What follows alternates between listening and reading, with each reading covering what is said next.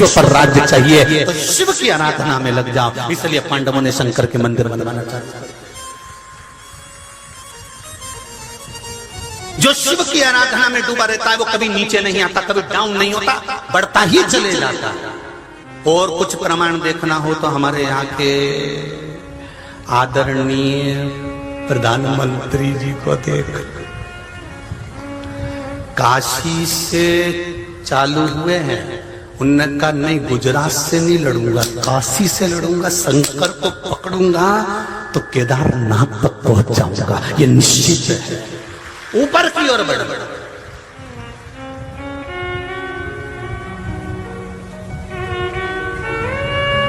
शिव तत्व की ओर जाओ तो। और किसी को देखना है, बाल गंगाधर तिलक जी को देख लीजिए, सुभाष चंद्र जी को देख लीजिए। और देखना हो तो बैद्यनाथ जी के मंदिर में मां अहिल्याबाई को देख लीजिए। और देखना हो तो शिवाजी को देख लीजिए।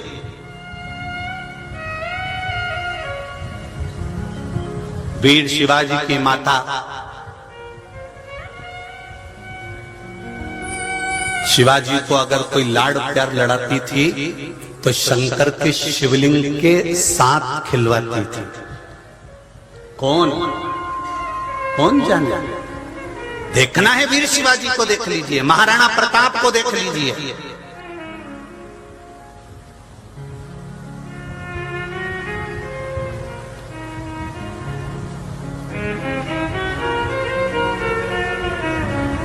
दुर्गादास राठौड़ को देख लीजिए।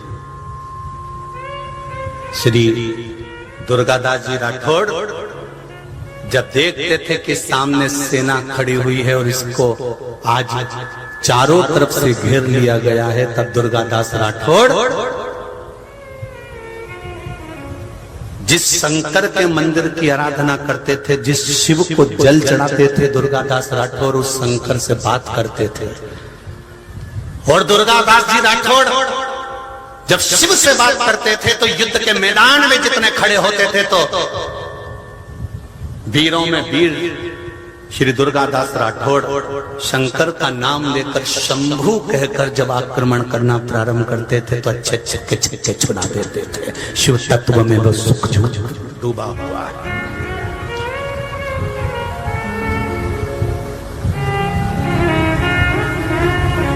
कई बार वीर दुर्गादास जी राठौड़ से पूछा गया, हे राठौड़, युद्ध के मैदान में चारों तरफ से तुम्हें घेरा जाता है, युद्ध लड़ने वाला एक और युद्ध लड़ता है, तुम तीन तरफ से युद्ध कैसे लड़ लेते हो? वो तीन तरफ युद्ध कौन लड़ता है? दुर्गादास जी राठौड़ कहते हैं, मैं अकेला युद्ध नहीं लड़ता, मेरे साथ में तीन नेत्र वाला देवाधिदेव महादेव भी चलता है।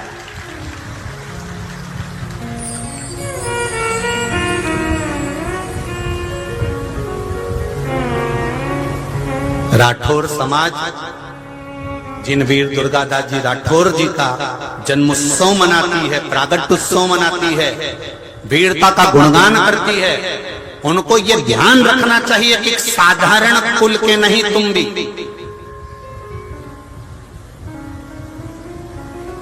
उन वीर दुर्गादास राठौर के वंशज में से हो जो शिव के एक शंभु शब्द में आनंद पाकर युद्ध के मैदान में विजय प्राप्त कर लेते थे।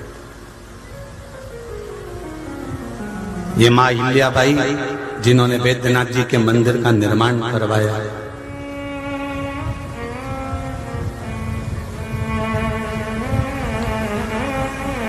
ये माता अहिल्याबाई कोई साधारण, कभी मौका मिले तो यूट्यूब पे हमारी कथा डली होगी है, अहिल्या शिव महापुराण की कथा जो इंदौर से बातचीत थी। कभी मौका मिले तो उसको श्रवण करिएगा कि माता अहिल्या ने अपने जीवन के उस काल में शिव की आराधना, जब जब माता अहिल्या युद्ध के मैदान में पहुंचती थी और जब जब घेर लिया जाता था तब शंकर का शिवलिंग हाथ में रखकर उस शिवलिंग से कहती थी कि अब युद्ध किसको लड़ना है, आप जानते हो युद्ध किसको लड़ना। आज भी माता अहिल्या के हाथ में वो शिवलिंग है जिसको मां अहिल्या अपने सामने रखती थी।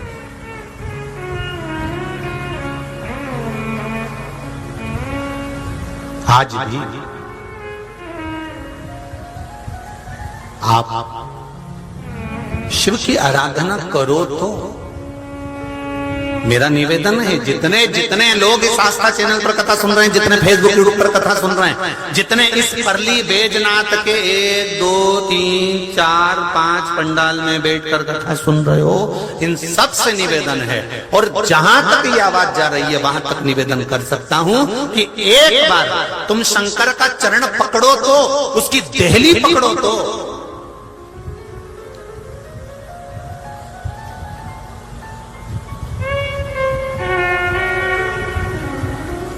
एक बार जल चढ़ाना प्रारंभ करो, एक बेलपत्र शिव को समर्पित करना प्रारंभ करो, फिर वो क्या देता है ये उसके ऊपर है। फिर उसके ऊपर महाराज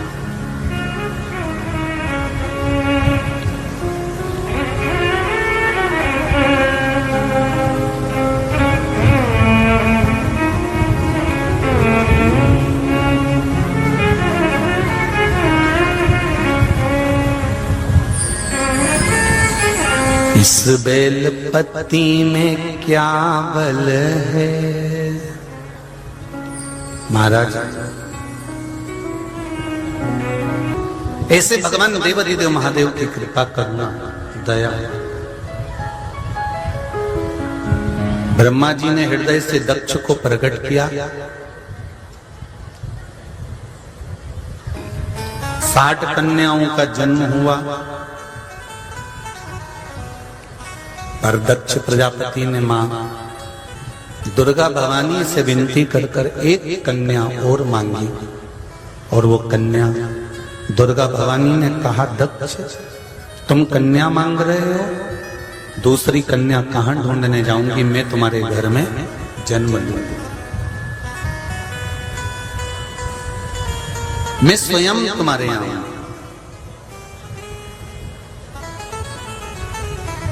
प्रसूति माता के गर्भ से सती माता का प्रागट्य हुआ।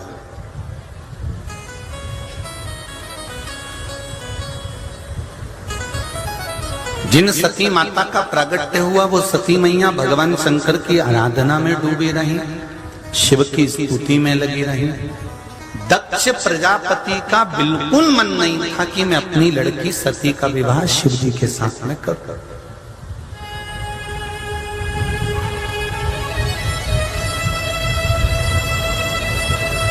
देखिए,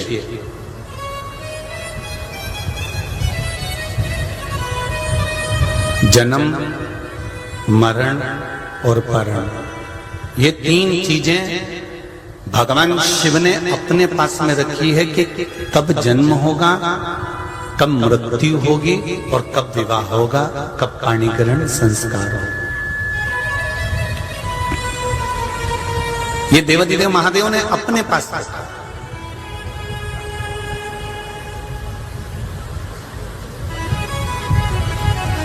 डॉक्टर ने कह दिया कि इतनी तारीख तक बच्चा हो जाएगा, इतनी तारीख तक डिलीवरी हो जाएगी, पर जब तक उसके यहां से नहीं होगा, 5 दिन पहले, 4 दिन बाद, 8 दिन पहले, 8 दिन बाद, ये उसके हाथ में है, ये उसके हाथ के सिवा किसी के पास नहीं। मरण, डॉक्टर ने कह दिया कि इतने समय तक इसके प्राण छूट जाएंगे, इसकी अंतिम सांसें चल रही है। देखो एक पत्र में लिखा है,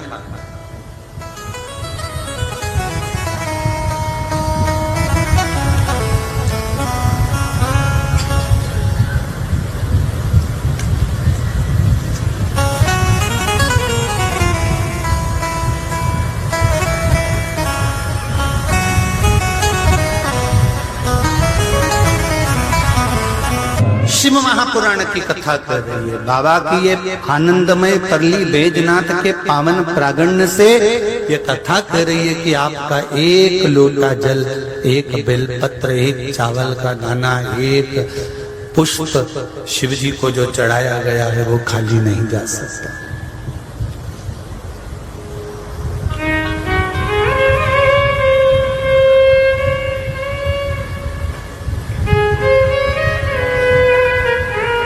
जिसके घर के अंदर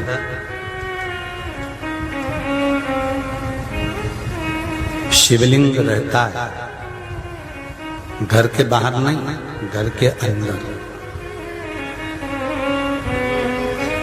जिसके घर के अंदर शिवलिंग रहता है, जो प्रतिदिन थाली में रखकर, बाटकी में रखकर भगवान शंकर के शिवलिंग का स्नान कराकर वो जल को ले जाकर अपने घर के बगीचे में डालता है, उसके घर के अंदर काल भी, जो अकाल मृत्यु आने वाली रहती है, किसी का एक्सीडेंट होने वाला रहता है, कोई की अचानक अटैक से मृत्यु होने वाली होती है, मात्र शंकर के स्नान का जल घर के बाहर के बगीचे पेड़ पौधे में ही डाल देने से वो अकाल मृत्यु भी टल जाती है।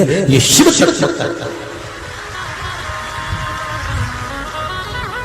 ये शंकर भगवान की कथा कर रही है, शिव महापुराण की कथा कर रही है। लिंग पुराण, नर्मदा पुराण, शिव पुराण, स्कंद पुराण, देवी भागवत आदि आदि तत्वों को आप श्रवण तो करें पुराणों को। कितना सुंदर सुंदर भाव उसमें वर्णित किया गया। सती मैया नहीं मानी, शिव जी से विवाह करने के लिए आतुर हुई। भगवान शंकर का रोज प्रतिदिन माता सती शंकर भगवान का अनुमोदन करने लगी, स्मरण करने लगी, आराधना करने लगी। सती मैया को मालूम था ऐसे विवाह होने वाला नहीं है। शंकर को इतनी जल्दी रिझा लेना और शिव के तुम हो जाना और शंकर को तुम्हें अपना बना लेना, ये बड़ा कठिन काम है। पर केवल भोले मन से, हृदय से, चित्त से, मन से, भाव से, केवल निर्मल मन से शंकर को अपना बनाया जाए।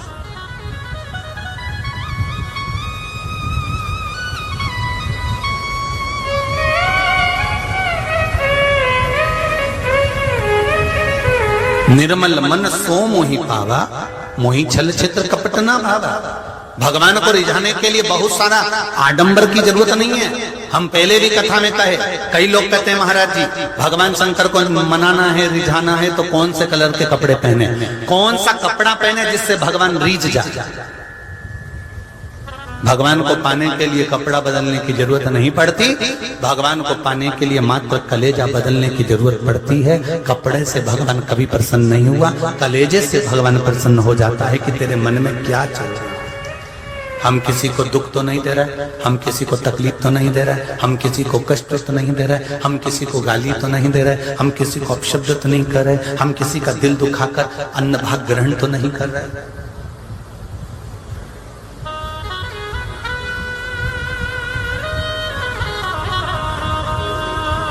सती मैया प्रतिदिन भगवान शंकर को जल समर्पित करती है, प्रतिदिन।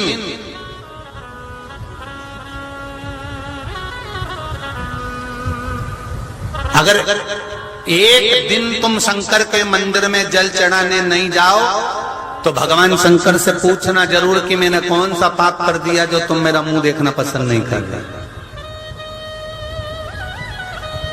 आप आए नहीं और सुबह हो गई, मेरी पूजा की थाली धरी की धरी रह गई, कौन सी कमी रह गई मुझे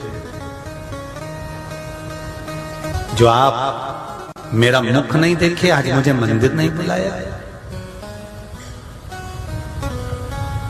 आपने मुझे मंदिर नहीं बुलाया।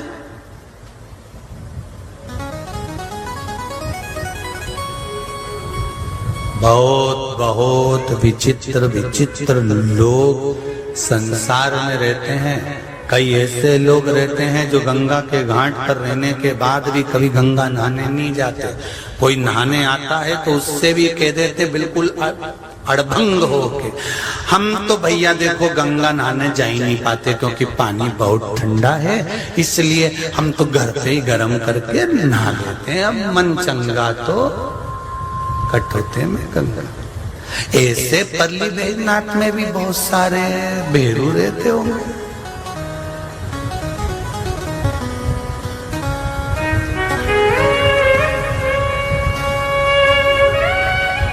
शिवरात्रि बैजनाथ मंदिर में भीड़, सावन महीना बैजनाथ मंदिर में भीड़, अधिक मास महीना बैजनाथ मंदिर में भीड़, दूर दूर से रिश्तेदार यहां आ रहे, तुमसे कह रहे हम दर्शन करने आए, तो भी तुम्हारी बुद्धि में नहीं आ रहा कि मैं पापन कितनी पाप करे होंगे कि बाबा के पास रहकर भी दर्शन करने नहीं जा पा रहे। मेरे पाप कितने करे होंगे, जरा विचार करिए, अपने पापों की गणना करिए कि इतने नजदीक में रहने के बाद भी उससे मैं दूर हूं। एक ही सीट पर बैठे हैं तो भी इनसे बात नहीं कर पा रही हूं। जरा विचार करिए, वो गाड़ी ड्राइव कर रहे हैं, मैं उनके पास बैठी हूं। ऐसा कौन सा कर्म कर दिया कि ये मेरा मुंह ना देखे, मैं इनका मुंह ना देखूं। बहुत भीड़ होगी मंदिर में, इसलिए हम नहीं जा रहे। गुरुजी बहुत भीड़ रहती ना, हम नहीं जा रहे। अरे भीड़ में ही तो जाना चाहिए। कथा के हम पहले भी कहें, आज फिर कहते हैं, मेहमान तुम्हारे यहां आता है